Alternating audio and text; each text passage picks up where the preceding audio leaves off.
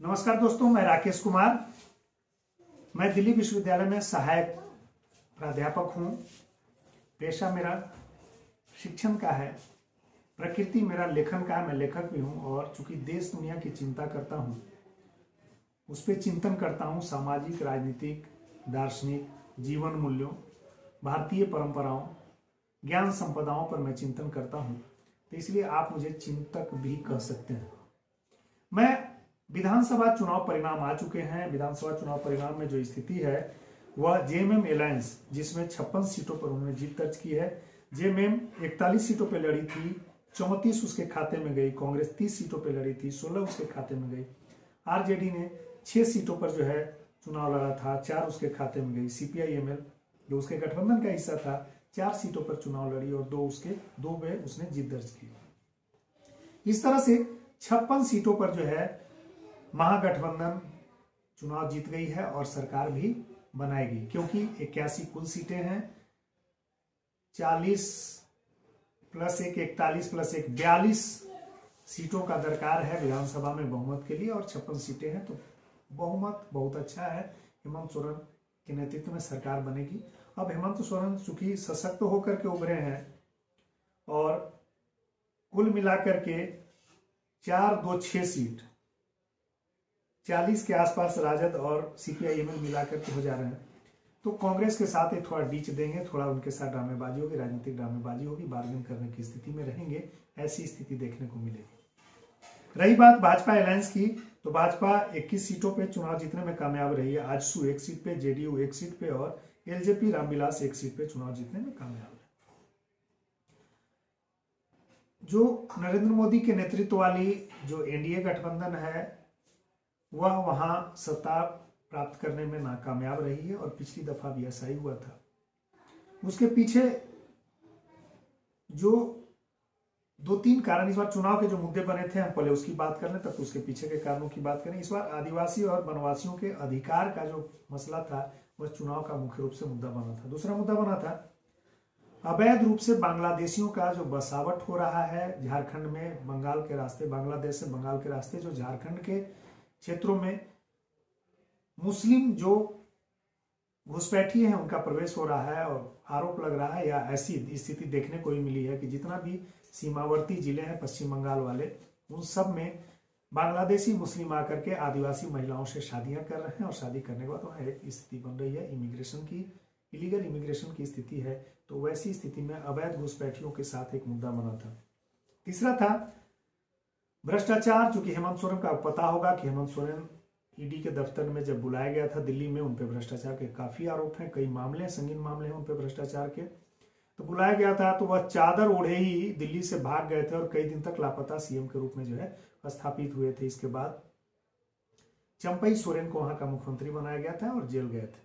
काफी विवाद हुआ। चंपई सोरेन फिर जेएमएम छोड़ करके, चूंकि जब कोर्ट से बेल मिली, जमानत मिली, और जमानत मिलने के बाद हेमंत सोरेन ने कुर्सी पे दावा किया, तो चंपई सोरेन को अल्टीमेटली कुर्सी छोड़नी पड़ी और वे भाजपा के क्षुब्ध चंपई भाजपा के शरण में चले गए।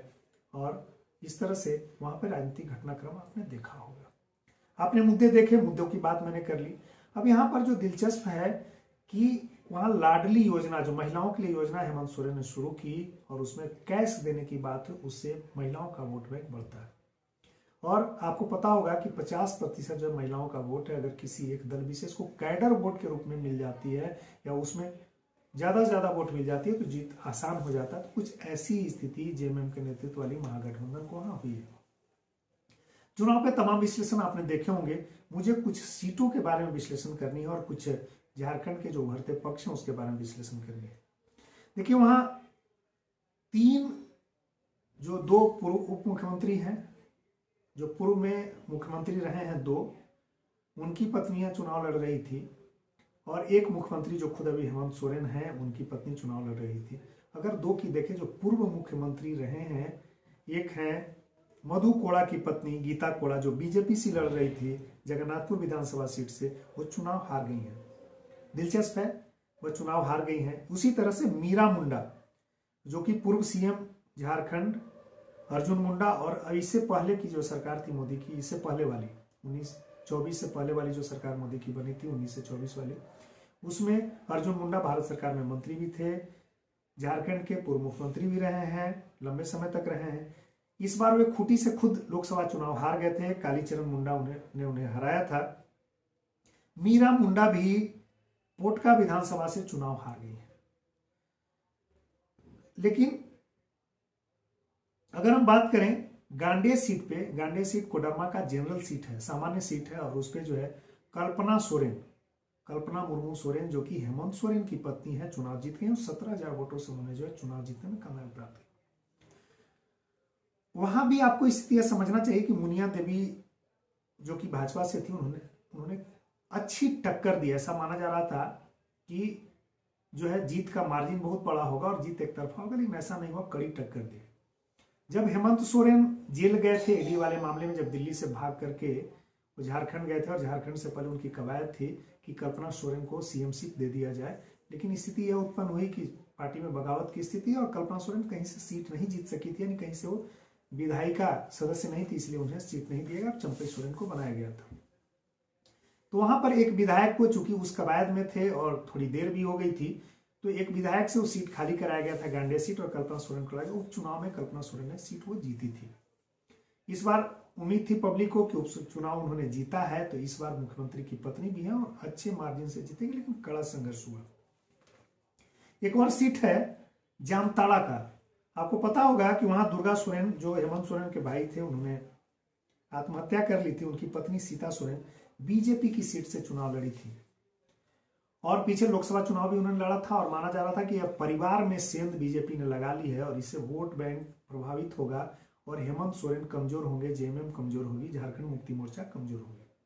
लेकिन ऐसा हुआ नहीं। सीता सोरेन चुनाव हार गई और चुनाव जो इरफान अंसारी है जेएमएम से, उन्होंने 43,458 वोटों से करारी शिकस्त दी है सीता सोरेन को। दो और सीटों पर मेरी नजर थी। एक सीट थी जमशेदपुर की, दोनों सीट थी, एक जमशेदपुर पश्चिमी और जमशेदपुर पूर्वी। आपको पता होगा जमशेदपुर पूर्वी से पिछली दफा सरजू राय जी जो कि बिहार के बक्सर के रहने वाले हैं, चूंकि जेपी आंदोलन में बहुत सक्रिय थे और मैंने अपनी जो किताब लिखी है लोकराज के लोकनायक, उसमें एक सहनायक के रूप में भी वो मैंने उसमें उनको जगह दी है, और जेपी के साथ सरजू की नालायकी नाम से शीर्षक से उसमें जो है चैप्टर नाम से मैंने किताब में उनको जगह दिया। पिछली बार उन्होंने झारखंड के निवर्तमान सीएम रघुवर दास को निर्दलीय तौर पर हरा दिया था।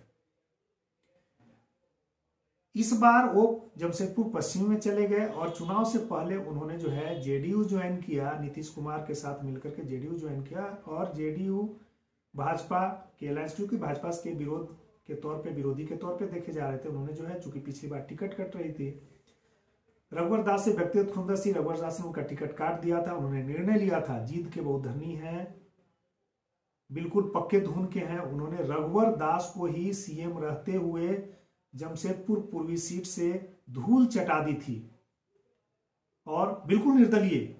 इस बार बन्ना गुप्ता के साथ पूरे जो 5 साल का प्रकरण है, बन्ना गुप्ता जो हेमंत सोरेन के सरकार में स्वास्थ्य मंत्री थे, उनके साथ उनकी किसी मुद्दे पे ठनी हुई थी, उन्होंने सीट बदला, जमशेदपुर के पूर्वी से पश्चिमी में गए और बन्ना गुप्ता को सीधा चैलेंज किया और बन्ना गुप्ता को उन्होंने जो है चुनाव हरा दिया।